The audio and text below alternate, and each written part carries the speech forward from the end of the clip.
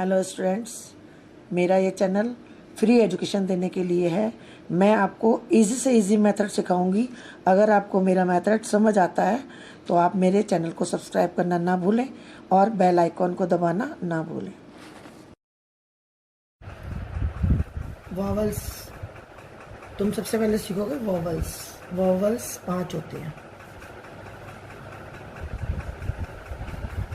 5 होते हैं। कितने होते हैं?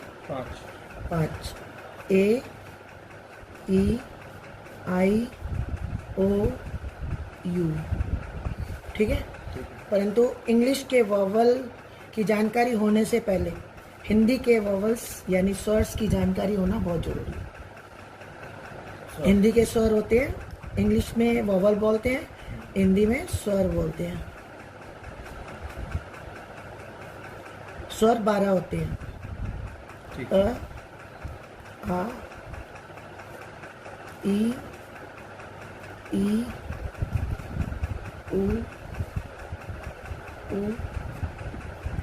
ए, ऐ, ओ, औ, अं, अह।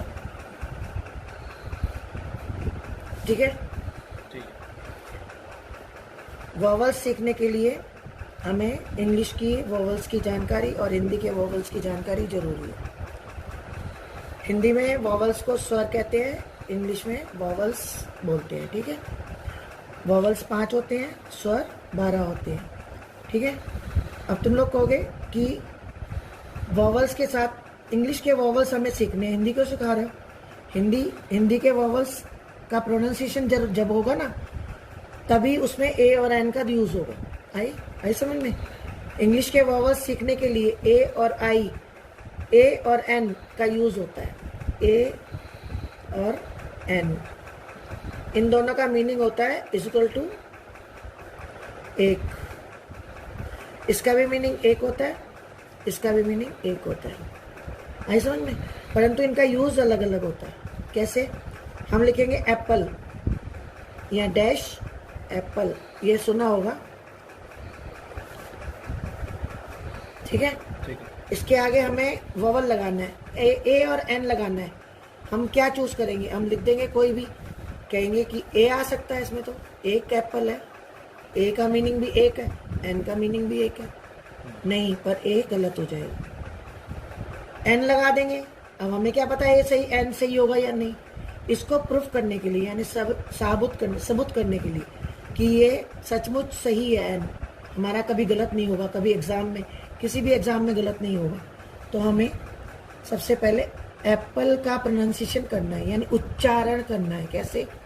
हिंदी में बोलते हैं उच्चारण, इंग्लिश में प्रोनाउंसिएशन कहते हैं। एप्पल, एप्पल ऐसे लिखेंगे हम, एप्पल। आई समझ में? पहला अक्षर क्या आ रहा है? ए हिंदी के वोवल में है। यानी कि हिंदी के वोवल में जो एप्पल आ रहा है ना, ए, तो इसका मतलब इससे पक्का हो गया कि हमें इसके आगे एन ही लगाना है। ये पक्का है, ये तुम्हारा कोई एग्जामिनर नहीं काट सकता। अब तुम लोग बोलोगे कि एन का यूज तो बता दिया, ए का यूज नहीं बताया। हिंदी के जो स्वर होते हैं अ से अंग तक, और इंग्लिश के वॉवल्स होते हैं ए, ई, आई, ओ, यू। बाकी के सारे जो होते हैं वो कॉन्सोनेंट कहलाते हैं। बाकी के सारे कॉन्सोनेंट कहलाते हैं। ठीक है। यानी हिंदी के जो बाकी के सारे होते हैं वो व्यंजन कहलाते हैं। हमें व्यंजन और कॉन्सोनेंट से कोई मतलब नहीं है। हमें मतलब है वॉवल सीखने के लिए ए, ई, आई का ज्ञान, ए, ई, आई, ओ, यू का ज्ञान, और प्लस अ से लेके अंग तक का ज्ञान होना जरूरी है। ठीक है। हमें सिर्फ ए और एन का यूज करने के लिए वॉवल्स का ज्ञान होना जरूरी है। ए का यूज कहाँ होगा और एन का यूज कहाँ होगा। अब हम इससे लिख रहे हैं यूनिवर्सिटी। अब यूनिवर्सिटी में यू आया है, ये यू तो वॉवल में है, ये रहा, है ना। अब हमें यहाँ आंख बंद करके क्या लगाना चाहिए? डैश में एन, पर नहीं, वो ये रॉन्ग हो जाएगा, ये गलत हो जाएगा। क्यों गलत होगा? क्योंकि इसमें हिंदी का वॉवल नहीं है, स्वर नहीं है। कहाँ है बताओ? यू यू बोल रहे हैं हम, यू यू, यह कहाँ है इसमें? कहीं है? नहीं। अ से लेके अ तक कहीं यू है? यह है? यह से यज्ञ वाला, यह से यज्ञ आ जाएगा तो व्यंजन हो जाएंगे वो, यानी कॉन्सोनेंट हो जाएंगे। तो हमें इसमें यह का यूज आ रहा है, यूनिवर्सिटी, तो हमें इधर एन का यूज नहीं करना, हमें इधर ए का यूज करना है आंख बंद करके। इस ए को कोई नहीं काट सकता। ये नहीं कोई कह सकता, कोई भी एग्जामिनर ये नहीं कह सकता कि यहाँ पे वॉवल है इंग्लिश का और तुमने ए क्यों लगाया।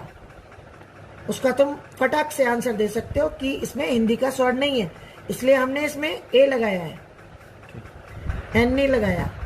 जबकि सब लोग यही सिखाते हैं कि इंग्लिश के वॉवल्स के आगे जब डैश आ जाए तो उसके आगे एन ही लगता है, पर नहीं, ये रॉन्ग है। कई शब्द ऐसे आ जाते हैं जैसे यूनिवर्सिटी आ गया, यू य का प्रयोग हो गया, हिंदी में नहीं है ये, तो इसमें ए का यूज हो, एन नहीं लगेगा। एन लगा दोगे तो गलत हो जाएगा। अब मैं आपको एक एग्जांपल और दे रही हूँ। ए, ये डैश में आ गया, ए और प्लस एन का यूज करो, ठीक है। अब हम लिख रहे हैं डैश वन आइड मैन, ठीक है। अब इसमें वन है, ओ एन ई, इसमें भी तो वॉवल है इंग्लिश का, ओ, ये आ गया।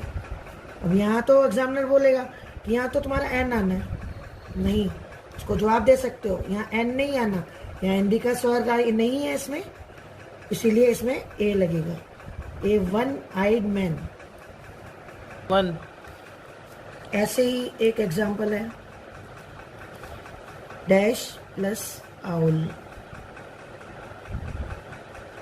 अब इसके आगे क्या आएगा? इसमें ओ है, ओ इंग्लिश का वोवल, हिंदी का स्वर है इसमें, है, ये रहा, आउल, आ निकल रहा है इसके नीचे से, आउल बोलते हुए, तो इसका मतलब ये डेफिनेट है कि इसमें एन ही आएगा। मेरी और भी फ्री एजुकेशनल वीडियोस देखने के लिए सब्सक्राइब करना ना भूलें।